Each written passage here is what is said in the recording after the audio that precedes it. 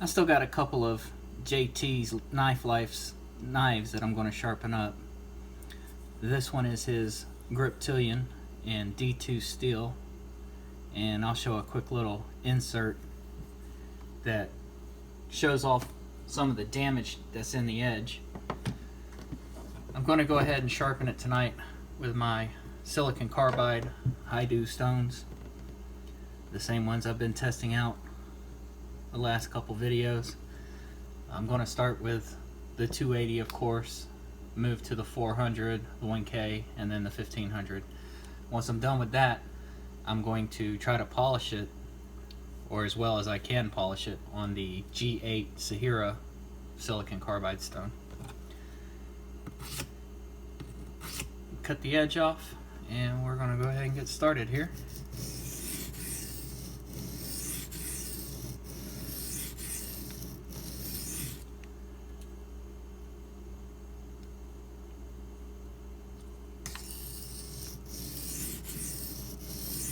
Now D2 is not my favorite steel to sharpen.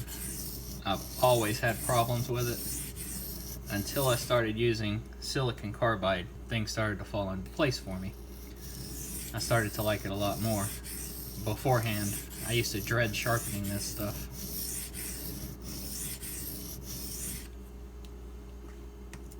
It seems to always give me problems.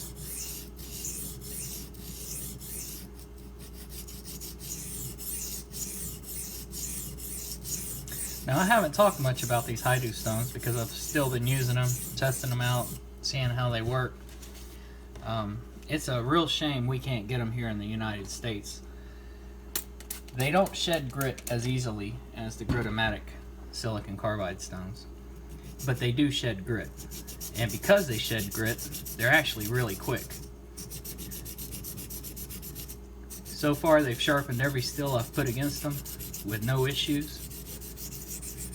They're very hard. They don't dish or get concave as you use them, at least not from what I've seen. They hold their shape very well. The fact that they're rounded on one side so you can sharpen recurves is an added benefit. I wouldn't mind having the full-size 8x3 bench stones, but these little ones, considering how hard they are, should last me quite a long time. And given how many sharpening stones I have, well, their use will be spread out. So I'll probably have these till the day I die. Looking at this damage on the edge, I've almost got it all sharpened out. Now I'm currently following the existing bevel. Many times when I'm sharpening chips out, I'll go ahead and elevate the angle just to get them ground out, but I'm just keeping the existing bevel or the existing geometry and angle and just following what's there.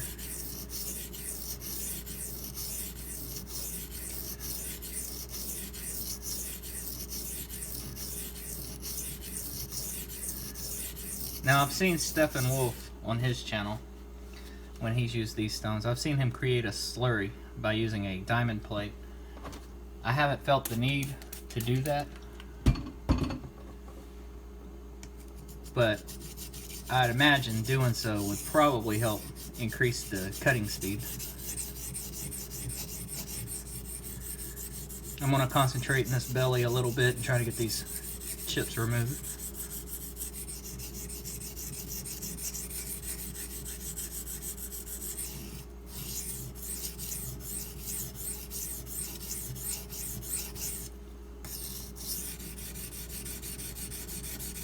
You can really bear down on these stones, make them cut faster,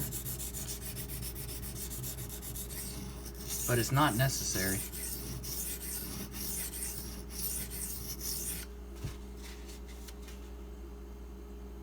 And they are just about completely removed. I just got a little bit left.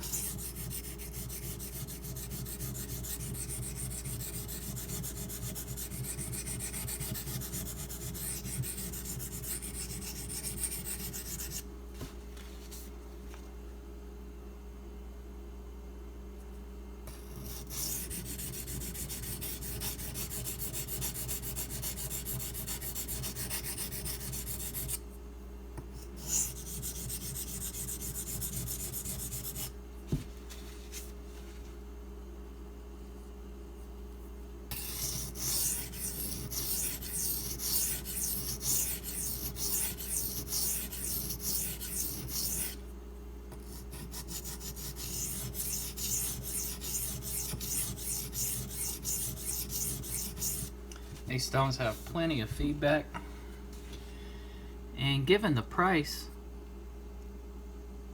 overseas, they're very economical. Now, of course, if you find someone who can get them for you and ship them over here to the US, it's going to cost you a little bit more. But if you're somewhere where they sell these stones,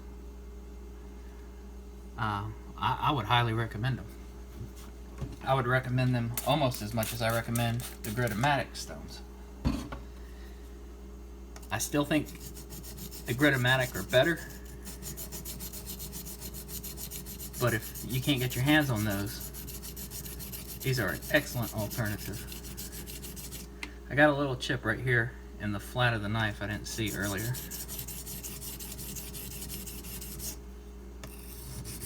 I'm going to concentrate on that real quick and get it ground out.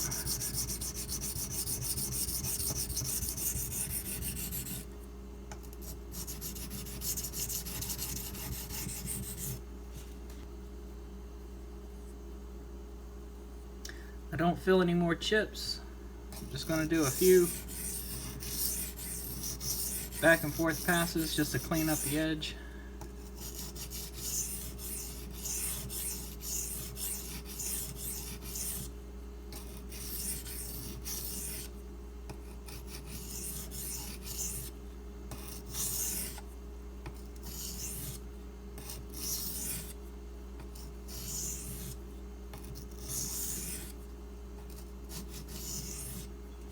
Now this is the 400 grit. This one I could probably skip and just go straight to the 1K stone, but I like using them all. This one you can tell is much finer than that 280. You can even hear the difference as I run the knife blade across it. It's not as loud, it's not as coarse.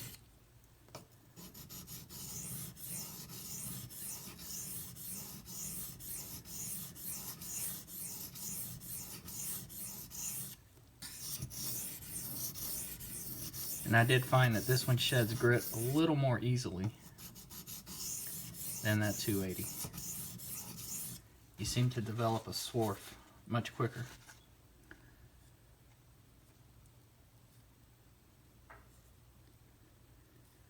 I think the next time I pull these out, I'm going to try starting on this stone, especially if I have damage in the edge, and see if it's capable of removing that damage in a timely fashion.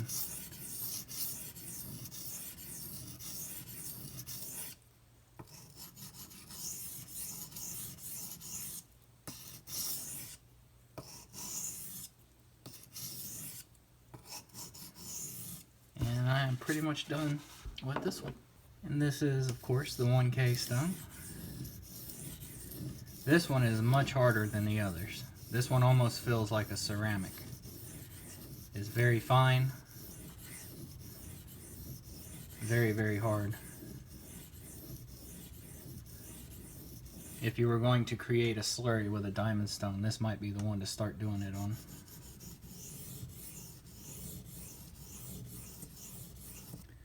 I see a spot in the very base of the edge that I'm not quite getting to. So what I'm going to do is I'm going to place my finger directly over that spot and just sharpen and concentrate on the back of the edge.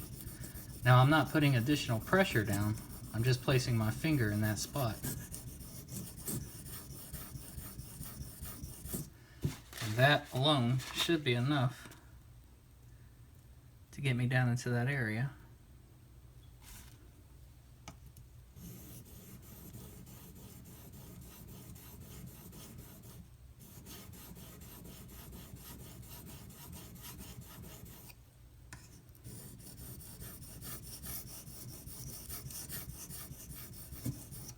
This stone may be too fine. I am going to try this with a little slurry, see if this helps. The stone is a little slow in terms of getting down to that spot where I need it to be. I want to see if this speeds it up any. And all I did was take a diamond plate and just run it across the top. Again, Just placing my finger over that area. I'm not putting additional pressure down.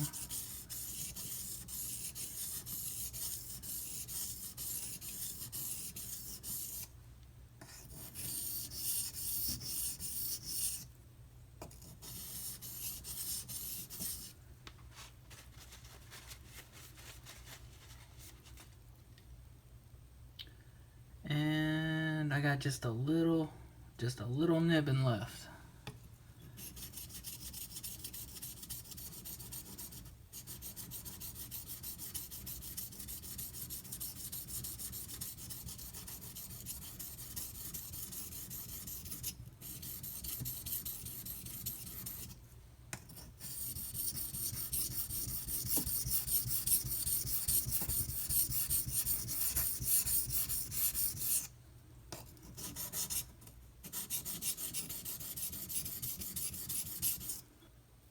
Realistically, what I should have done is just drop to a lower grit to get down to that area. I've gotten to it though. I'm where I need to be. Just going to finish up. So this is going to be the last Haidu stone. This is the 1500 grit. I think it's primarily alumina oxide. I'm not sure how well it's going to cut this D2. We're going to give it a shot. But it's stones like this that I always have problems with, which is why D2 has always given me fits. And I'm not seeing much metal removal.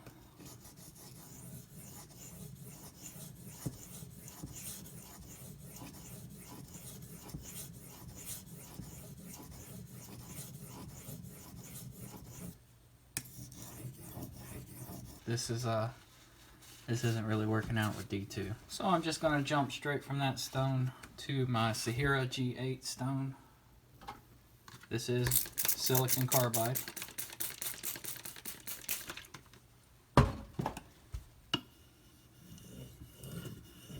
And right away you can see metal coming off.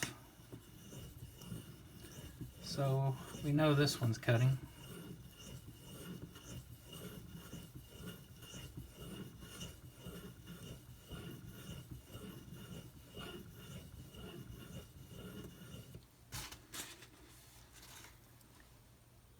And producing a pretty nice polish.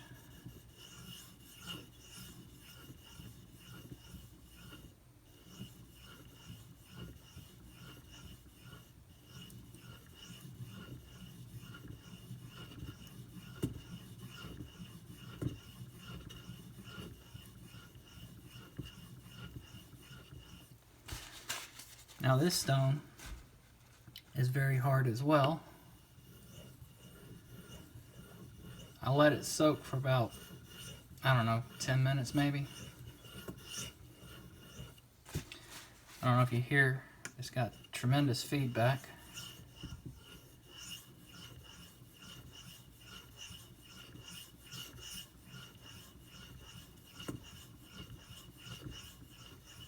Seems to be putting a very, very nice polish on this D2.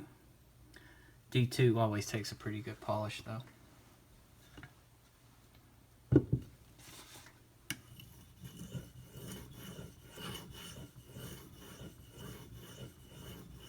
It does feel pretty slick.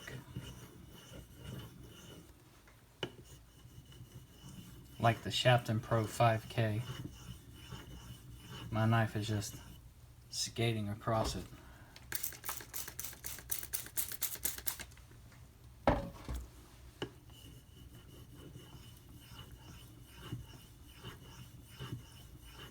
I can feel that build up as I run the knife across it. I can feel where it is on the stone. I got just a little bit more to go in the belly.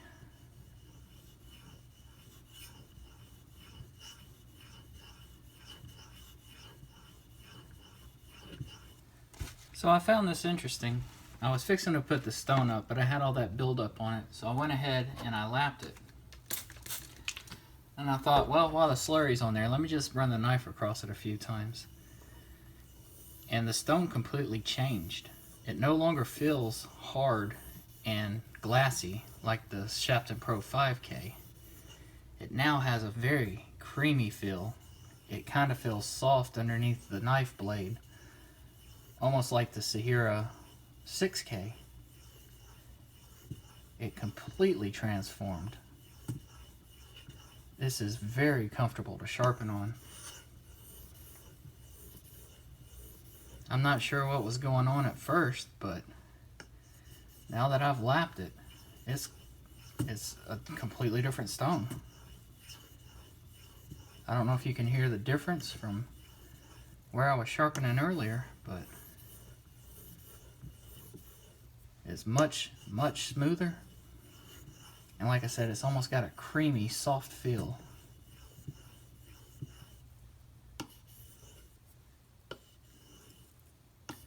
Now I do have a bunch of slurry on the stone from where I lapped it.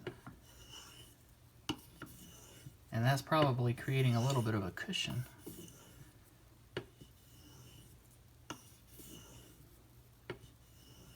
But I just thought I'd share that with you guys before I signed off on this one. I've only used this stone a handful of times as well, so I'm still learning how it operates, and well, this is an interesting development. If it continues to feel the way it does now and polishes the way it's been polishing, this might become one of my new favorite stones. Well, this was a real treat for me. A viewer on my channel, Mr. Chad Howard, asked me if I wanted him to send me a strop. I told him no at first because I got so many strops sitting around, but he said he gets Amish leather pretty cheaply where he lives and would love to send me one. He wouldn't let me pay him for his services, nor would he let me pay for shipping. So he made me a double-sided leather strop. I've got white compound on this side, and I haven't done anything to this side. He also sent a bunch of scrap leather along with it for me to play with. So just want to send a shout out and a very strong thank you to Mr. Chad Howard. I'm going to have to figure out something to send him back in return as a thank you gift. If you guys have any suggestions, I'd love to hear them. This leather is real nice.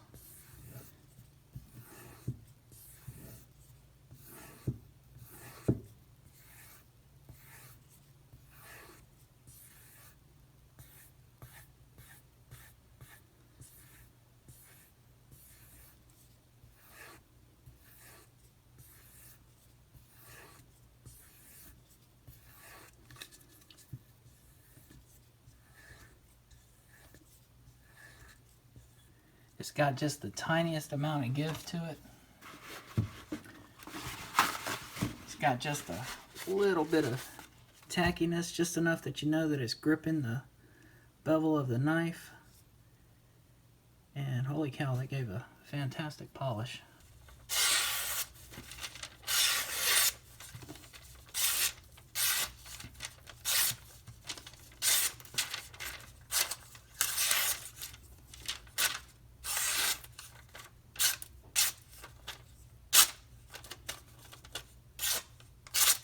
We haven't seen this guy in forever, so I'll go ahead and break it out and see where this edge is at. Now, I still got, feels like a little hang up when I was cutting paper, so I almost wonder if I didn't get all them chips out. I don't see any, and I don't feel any as I run my fingernail down, but there was a hang up or two, and I stropped quite a bit, so I know it's not a burr. At least I don't think it is. 124. It's probably just my poor paper cutting skills, but anytime I see stuff like that I get paranoid. 75. And final test. 78. The average came out to 92, which is not too shabby, especially considering that's a silicon carbide stone, and they're not really known for giving you a polished edge. They're usually known for giving you a quite a toothy edge, actually. I don't know what those hang-ups were as I was cutting paper. It may just be my angle of approach. I'm not sure. That's going through and just melting.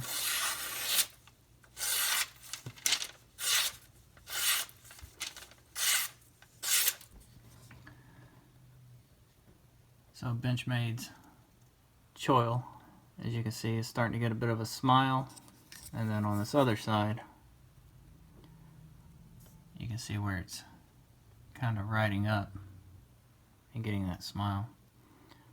That choil would benefit from getting extended out just a little bit. Overall though, the edge looks really nice.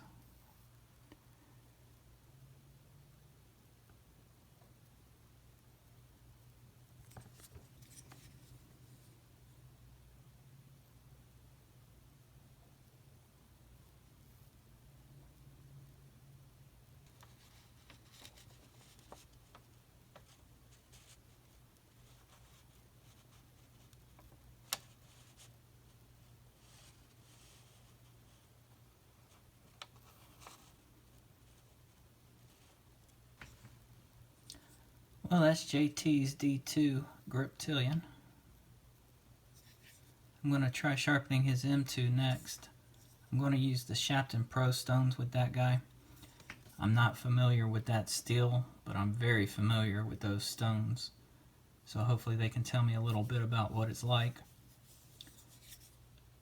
As always, I appreciate you guys watching. If you have any questions or comments, leave them below. Y'all have a good one.